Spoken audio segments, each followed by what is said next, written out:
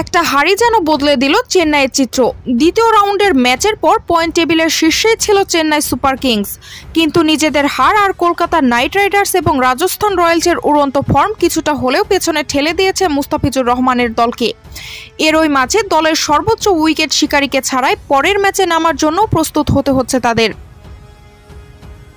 টানা 2 ম্যাচে জয়ের পর বিশাখাপত্তমে দিল্লি ক্যাপিটালসের হয়ে 20 রানে হার মানতে হয়েছে চেন্নাই সুপার কিংসকে। তখন পর্যন্ত রান রেটও বেশ এগিয়ে ছিল চেন্নাই। এরপর অবশ্য তাদের শীর্ষস্থান হারাতে হয়েছে রাজস্থান এবং কলকাতার দুর্দান্ত ফর্মের কারণে, আর তাতে রান রেটেও কিছুটা পিছিয়ে পড়েছে ধোনির দল। সবশেষ গতকাল নিজেদের রেকর্ড করার ম্যাচে দিল্লি ক্যাপিটালসকে এক অর্থে উড়িয়েই দিয়েছে কলকাতা নাইট রাইডার্স, আর তাতে নিজেদের রান রেটকেও নিয়ে গিয়েছে অনেকটা ধরাছোঁয়ার বাইরে। শাহরুখের দলের রান রেট এখন 2.51, যেখানে 2-এ থাকা রাজস্থানের রান রেট 1.249। যদিও দুই দলেরই পয়েন্ট সমান, তবে রান রেটের কল্যাণে শীর্ষে কলকাতা আর 2-এ আছে রাজস্থান।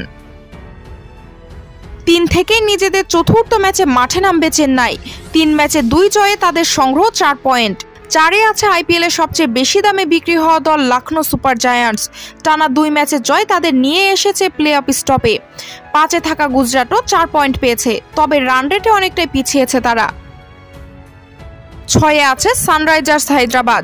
টুর্নামেন্টে দারুণ ব্যাটিং শৈলী উপহার দিলেও জয় তাদের কেবলই 1 ম্যাচে। 2 পয়েন্ট সংগ্রহ করেছে তারা। 7-এ আছে পাঞ্জাব কিংস এবং 8-এ রয়্যাল চ্যালেঞ্জার্স বেঙ্গালুরু। 2 দলই পেয়েছে 1 জয়। 9-এ থাকা দিল্লি ক্যাপিটালস 1 জয় পেলেও রান রেট বিবেচনায় আছে বিপর্যয়ে।